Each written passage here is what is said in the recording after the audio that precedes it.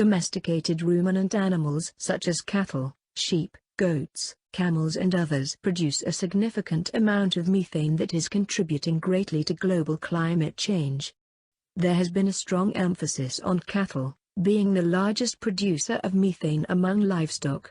Studies have estimated that anywhere from 80 to 95% of methane gas a cow produces is emitted through the mouth, and then escapes into the atmosphere.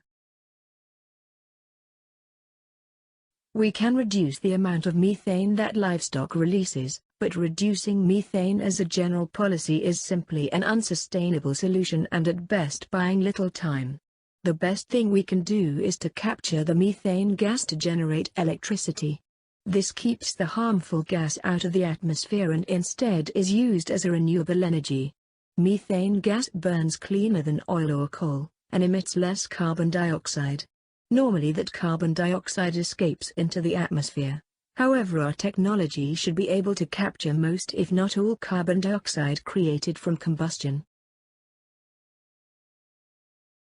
We think the best way to capture the methane is through a non-invasive way to the cattle or other livestock. This would be a new kind of shelter that is designed to capture methane while being a smart and comfortable environment. The cattle greenhouse station. There are two designs of the cattle greenhouse station that work together in a mutually beneficial system. The barn, which serves as a permanent shelter where the cattle spend most of their time. The grazer is a mobile shelter designed specifically for grazing.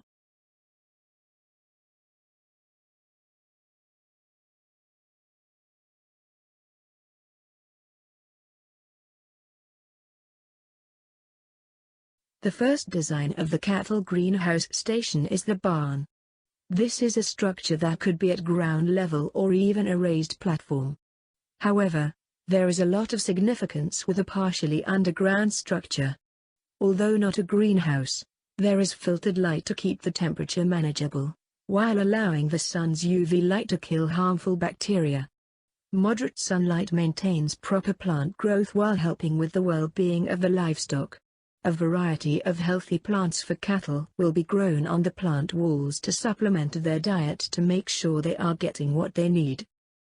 The Wallipini-inspired design uses less building parts than a typical barn. This design would do well in colder climates and may perform better in wind-related natural disasters. However, it is not ideal for hot climates and areas prone to flooding. There will be a greenhouse station solution for any farmer's needs. This structure can be modular and in multiple sizes. It can be scaled up to be as large as needed or have smaller sized stations that are close together. This is an environment for cattle to feed, drink, be milked and rest. Although the cattle greenhouse stations are not in a bubble environment, methane is likely to move upwards quickly, being lighter than air, rather than go through a lower area or even an open door. The air ventilation will be controlled so as to make sure there is minimal to no lost methane gas. The second design of the cattle greenhouse station is called the grazer.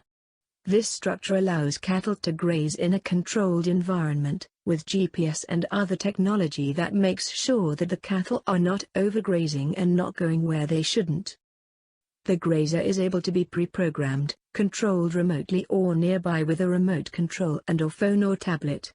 It is a highly autonomous self-driving shelter. It docks at the entrance of the barn, and the cattle as a habit know to enter as they are excited to graze. After grazing is over, the grazer returns the cattle to the barn. It then docks at its energy grid-connected station. This allows transfer of most of the energy that has been generated through both solar and methane. The grazer would move with the pace of the cattle, from stopping to moving even below 1 mile per hour. If a cow stops to lay down, the grazer is aware and stops moving. If a cow did make contact with the structure, it will be through the touch-sensitive padding that runs along all sides. The impact would be so gentle that it would not hurt the cow, and the grazer would stop immediately, as a safety measure. There will be multiple cameras and sensors that monitor the cows for safety and security purposes, as well as for navigation, temperature regulation and maintaining proper methane levels. The system will be smart and will notify the farmer about things they should be aware of. The farmer will have access to a live camera stream 24/7. Part of the cattle greenhouse station software will allow for communication with other stations. This prevents any risk of collision and keeps the stations from grazing over the same land. The grazer doesn't just capture the methane, it also purifies and compresses it, in order to be used for generating energy. The methane can either be used on location to generate electric energy that can be stored in batteries to be used on demand or can go directly into the electric grid.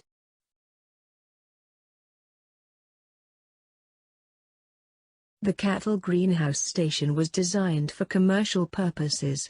However, this general concept can be scaled down for home applications such as providing enough energy for an entire family's needs. The home station, as seen here, is the top of the line of the home series, being a larger shelter with significant battery storage. An estimated 60 million people in the United States live in rural areas. This makes having a few livestock practical for homeowners. The livestock could be raised for traditional purposes, but also for pets, such as miniature breeds of cattle or goats. The cattle seen in this home system are miniature cattle in size. The home station will have a small biodigester built into the outside of the shelter.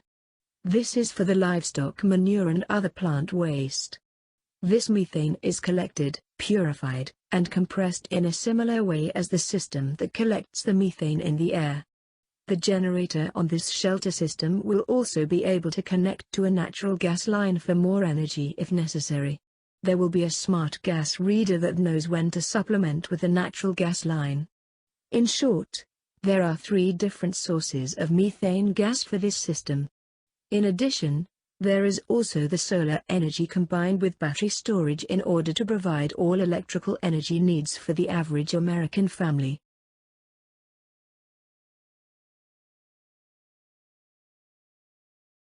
Cattle and ruminant livestock just got a lot more valuable to society. Instead of paying taxes for methane output, farmers can make more on their investment, while reducing carbon dioxide and methane emissions. With an estimated 1.5 billion cows in the world, it is safe to say that a significant amount of energy could be generated. Keep in mind the other ruminant livestock besides cattle that can be raised in a similar way. There are over 1 billion sheep in the world. There are an estimated 450 million goats living today. There are an estimated 500 million kangaroos living in the wild. 50 to 60 million are used for commercial purposes. North America alone has over 30 million deer. There are well over 1.4 million camels on the planet, with a growing feral population of camels in Australia. Everything mentioned prior to this point has been about capturing the methane gas that could otherwise not be caught. This new technology will be combined with the already existing biodigesters that use solid waste from livestock to create methane to generate electricity. The 2 methane capturing techniques work together in a synergistic way that allows for the greatest level of methane gas collection possible. Solid waste can be collected from both ruminants and all the non-ruminant livestock, such as pigs, with an estimated population of over 1 billion. Although not producing as much methane as ruminants, pigs still produce a significant amount that should be collected. Food and agricultural waste can also be used in the biodigesters to produce methane to generate electricity. Methane collection from ruminant livestock is crucial to global climate control. Methane gas is already being used as natural gas and is an accepted form of energy that is renewable, thus helping with future energy transitions. Regardless of how society progresses with energy, at this point we will always need to capture methane from livestock.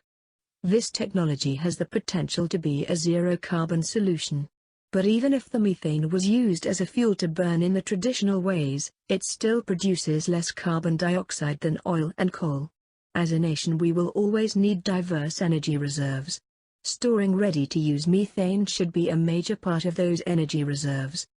This new infrastructure will bring a higher level of energy security for the world, while being a major contributor to economic growth and stability. Energy security is directly related to fighting poverty and maintaining the highest level of both national and global security.